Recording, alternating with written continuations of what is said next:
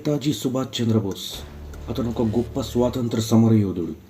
ఒకవైపు గాంధీజీ, జవహర్లాల్ నెహ్రూ మొదలైన నాయకులందరూ అహింసావాదంతోనే స్వరాజ్యం సిద్ధిస్తుందని నమ్మి పోరాటం సాగిస్తుంటే, బోస్ మాత్రం సాయుధ పోరాటం ద్వారా బ్రిటిష్ వారిని ఇండియా నుంచి తరిమి కొట్టవచ్చని నమ్మి అది ఆచరణలో పెట్టిన మహనీయుడు. సుభాష్ చంద్రబోస్ రెండుసార్లు భారత జాతీయ కాంగ్రెస్కు అధ్యక్షుడిగా ఎన్నికైనప్పటికీ గాంధీజీతో ఉన్న సిద్ధాంతపరమైన అభిప్రాయ భేదాల వల్ల ఆ పదవికి రాజీనామా చేశాడు. గాంధీజీ యొక్క అహింసావాదం మాత్రమే స్వాతంత్ర సాధనకు సరిపోదని, పోరుబాట కూడా ముఖ్యమని బోస్ భావన. ఈ అభిప్రాయాలతోనే ఆల్ ఇండియా ఫార్వర్డ్ బ్లాక్ అనే రాజకీయ పార్టీని కూడా స్థాపించాడు. దాదాపు 11 సార్లు బ్రిటిష్ వారిచే జైల్లో నిర్బంధించబడ్డాడు. 1939లో రెండవ ప్రపంచ యుద్ధం మొదలైంది. బ్రిటిష్ వారిని దెబ్బతీయడానికి దీన్ని ఒక సువర్ణ అవకాశంగా బోస్ భావించాడు. రెండవ ప్రపంచ యుద్ధం ప్రారంభం కాగానే సుభాష్ చంద్రబోస్ బ్రిటిష్ వారిపై పోరాడేందుకు కూటమి ఏర్పాటు చేసే ఉద్దేశంతో రష్యా, జర్మనీ, జపాన్ దేశాలలో పర్యటించాడు. జపాన్ సహాయంతో భారత యుద్ధ ఖైదీలను, రబ్బర్ తోటలలో పనిచేసే కూలీలతో, ఔత్సాహికులతో భారత జాతీయ సైన్యాన్ని ఏర్పాటు చేశాడు.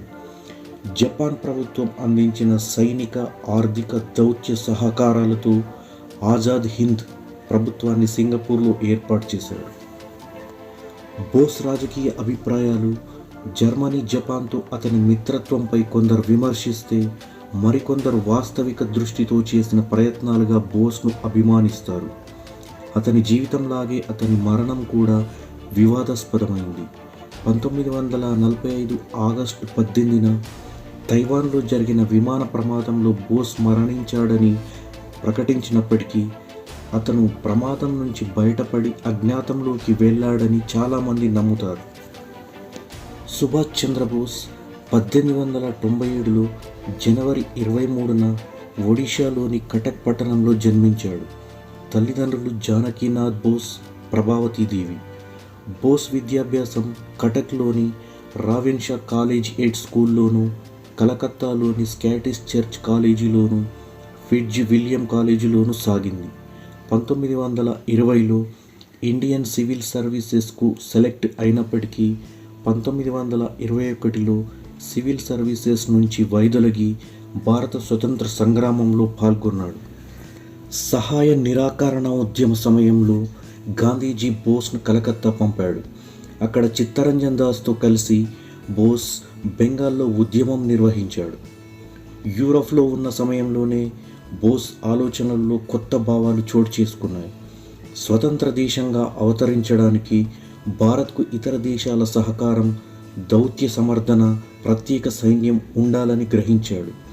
1937లో బోస్ ఎమిలీ షెంకెల్ అనే ఆస్ట్రియాకు చెందిన తన సెక్రటరీని వివాహం చేసుకున్నాడు. వీరి కూతురు పేరు అనిత. 1938 సంవత్సరంలో గాంధీజీ అభిరుచికి వ్యతిరేకంగా సుభాష్ చంద్రబోస్ భారత జాతీయ కాంగ్రెస్ అధ్యక్షునిగా ఎన్నికయ్యాడు. బోస్ ప్రత్యర్థి అయిన పట్టాభి సీతారామయ్య పరాజయం పొందాడు. గాంధీజీ దీన్ని తీవ్రంగా పరిగణించాడు. ఈ పరాజయం తన పరాజయంగా భావించాడు గాంధీజీ. ఇలా పార్టీలో ఏర్పడిన నాయకత్వ సంక్షోభం వల్ల బోస్ కాంగ్రెస్ నుంచి బయటకు వచ్చేశాడు. వేరే మార్గం లేక Bose All India Forward Bloc పార్టీని స్థాపించాడు. 1938 సంవత్సరంలో నేషనల్ ప్లానింగ్ కమిటీ అనే సంస్థాగత వ్యవస్థకు నాంది పలికాడు.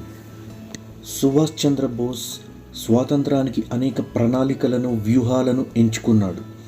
బ్రిటిష్ వారు తమ యుద్ధ సమస్యలు తీరినాక దేశానికి స్వాతంత్రం ఇస్తారని గాంధీజీ, నెహ్రూ వంటి నాయకులు భావించారు. అయితే రెండవ ప్రపంచ యుద్ధంలో తలమునకలుగా ఉన్న బ్రిటిష్ వారి పరిస్థితిని అవకాశంగా తీసుకొని త్వరగా స్వాతంత్రాన్ని సంపాదించాలని బోస్ బలంగా వాదించాడు. అలాగే టర్కీ దేశంలో లాగా ఇండియాకు స్వాతంత్రం వచ్చిన తర్వాత కనీసం 20 సంవత్సరాల పాటు సోషలిస్ట్ నియంతృత్వ పాలనలో ఉండాలని కూడా బోస్ అభిప్రాయపడ్డాడు. అయితే బ్రిటిష్ ప్రభుత్వం ఏకపక్షంగా భారత జాతీయ కాంగ్రెస్ను సంప్రదించకుండా భారతదేశం తరపున యుద్ధాన్ని ప్రకటించింది. కనుక బ్రిటిష్ వైస్రాయ్ లార్డ్ లిన్లిత్గో తీసుకున్న ఈ నిర్ణయాన్ని వ్యతిరేకిస్తూ పెద్ద ఎత్తున బోస్ నిరసన ప్రదర్శనలు ప్రారంభించాడు. వెంటనే బ్రిటిష్ ప్రభుత్వం సుభాష్ చంద్రబోస్ను జైల్లో పెట్టింది. 7 రోజుల నిరాహార దీక్ష తర్వాత విడుదల చేసింది. అలాగే అతని ఇంటిని పర్యవేక్షణలో ఉంచింది. ఇక అప్పట్లో తనను దేశం వదిలి వెళ్ళనివ్వరని గ్రహించిన బోస్ 1941 జనవరి 19న ఇంటి నుంచి తప్పించుకొని పెషావర్ చేరుకున్నాడు. ఆఫ్ఘనిస్తాన్లోని కాబుల్ ద్వారా ప్రయాణించి రష్యా చేరుకున్నాడు. రష్యాకు బ్రిటన్తో ఉన్న శత్రుత్వం వల్ల తనకు ఆదరణ లభిస్తుందనుకున్న బోస్కు అక్కడ నిరాశ ఎదురైంది. రష్యా నుంచి ఇటలీ మీదుగా జర్మనీ చేరుకున్నాడు సుభాష్ చంద్రబోస్.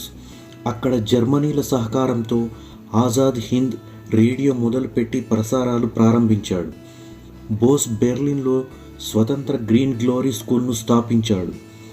సౌత్ ఆఫ్రికాలో బ్రిటిష్ సైన్యంలో భాగంగా ఉండి అగ్రరాజ్యాలకు బందీలైన 4500 మంది భారత సైనికులతో ఇండియన్ లెజియన్ ప్రారంభించాడు. అందులోని సైన్యం హిట్లర్కు, సుభాష్ చంద్రబోస్కు విశ్వాసాన్ని ఇలా ప్రతిజ్ఞ ద్వారా ప్రకటించేవారు: భగవంతుని సాక్షిగా నేను జర్మన్ జాతికి, దేశానికి ఏకైక నాయకుడైన అడాల్ఫ్ హిట్లర్కు, భారతదేశ స్వతంత్రం కోసం పోరాడే జర్మన్ సైన్యానికి నాయకుడైన సుభాష్ చంద్రబోస్కు విధేయుడనై ఉంటానని. ఈ ప్రతిజ్ఞ ద్వారా ఇండియన్ లెజియన్ సైన్యం జర్మనీ సైన్యం ఆధీనంలో ఉందని, భారతదేశానికి సహాయం చేసే విషయంలో బోస్కు అగ్రనాయకత్వం కట్టబెట్టిందని స్పష్టంగా తెలుస్తుంది. ఇండియన్ లెజియన్ను వెన్నంటి ఉండి నాజీ జర్మన్ సైన్యం సోవియట్ యూనియన్ మీదుగా భారతదేశంపై దండెత్తి బ్రిటిష్ వారిని పారద్రోలుతుందని బోస్ ఆకాంక్ష. మొత్తానికి భారతదేశం అవసరాలను హిట్లర్ అంతగా పట్టించుకోలేదు. సుభాష్ చంద్రబోస్ 1943లో ఒక జర్మన్ సబ్మెరైన్ U-180లో గుడ్ హోప్ అగ్రం మీదుగా ఆగ్నేయాసియాకు బయలుదేరాడు. జర్మన్ సబ్మెరైన్ నుంచి జపాన్ సబ్మెరైన్ I-29లోకి మారాడు. ఆ తర్వాత జపాన్ వారి సహకారంతో సింగపూర్లో తన భారత జాతీయ సైన్యాన్ని బలపరుచుకున్నాడు. 1943లో సుభాష్ చంద్రబోస్ రాకతో సైన్యం ఏర్పాటుకు కొత్త ఊపిరి వచ్చినట్లయింది. రాస్ బిహారీ సుభాష్ చంద్రబోస్కు సంస్థ పగ్గాలు అప్పగించాడు. బోస్ పిలుపుతో చాలామంది దేశభక్తులు సైన్యంలో చేరడమే కాకుండా దానికి ఆర్థిక సహాయం కూడా అందించారు. మిలిటరీ నుండి వ్యతిరేకత ఎదురైనా బోస్ ఆజాద్ హింద్ విప్లవాన్ని సమర్థించుకోవడం మానలేదు. జూలై 4న 1944లో బర్మాలో ఇండియన్ నేషనల్ ఆర్మీలో పాల్గొన్న ర్యాలీలో ఆయన చేసిన వ్యాఖ్యలు చాలా ఉత్తేజపూరితమైనవిగా ప్రసిద్ధిగాంచాయి. అవేంటంటే, మీ రక్తాన్ని ధారపోయండి, మీకు స్వాతంత్రాన్ని ఇస్తాను.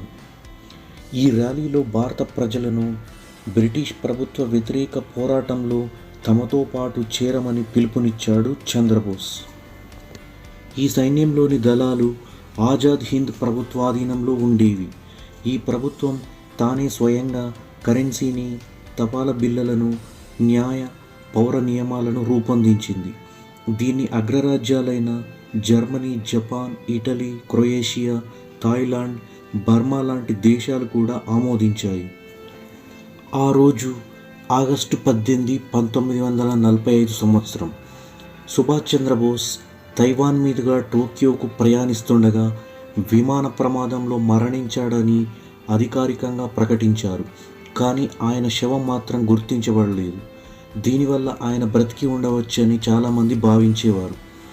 మరికొందరు మాత్రం బోస్ సోవియట్ యూనియన్కు బందీగా ఉండగా సైబీరియాలో మరణించాడని భావించేవారు. 1956 సంవత్సరంలో షానవాజ్ కమిటీ బోస్ మరణాన్ని గురించి విచారించడానికి జపాన్కు వెళ్ళింది. అప్పట్లో భారత్కు, తైవాన్కు మంచి సంబంధాలు లేకపోవడంతో వారి సహకారం కొరవడింది. దాంతో ఈ కమిటీ ఆశించినంత ఫలితాలు ఇవ్వలేదు. కానీ 1999-2005 మధ్యకాలంలో విచారణ చేపట్టిన ముఖర్జీ కమిషన్ తైవాన్ ప్రభుత్వంతో చేతులు కలిపి బోస్ ప్రయాణించిన ఏ విమానం అక్కడ కూలిపోలేదని ధృవీకరించింది.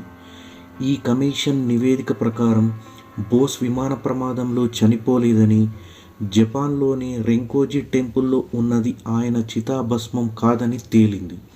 అయితే ఇండియన్ గవర్నమెంట్ మాత్రం ఈ కమిషన్ నివేదికను తిరస్కరించింది. 1985లో అయోధ్య దగ్గరలో ఉన్న ఫైజాబాద్లో నివసించిన భగవాన్జీ అనే సన్యాసి మారువేషంలో ఉన్న బోస్ అని చాలామంది నమ్మేవారు. భగవాన్జీ తనను తాను బోస్గా చెప్పుకునేవాడు. భగవాన్జీ మరణానంతరం అతని వస్తువులను ముఖర్జీ కమిషన్ పరిశీలించింది. స్పష్టమైన ఆధారాలు ఏవీ దొరకనందున భగవాన్జీ బోస్ ఒక్కరే అనే వాదనను కొట్టివేసింది. ఆ తర్వాత హిందుస్థాన్ టైమ్స్ వంటి సంస్థలు నిర్వహించిన ఇన్వెస్టిగేషన్లో అది తప్పని తేలడంతో మళ్ళీ వివాదం మొదటికి వచ్చింది.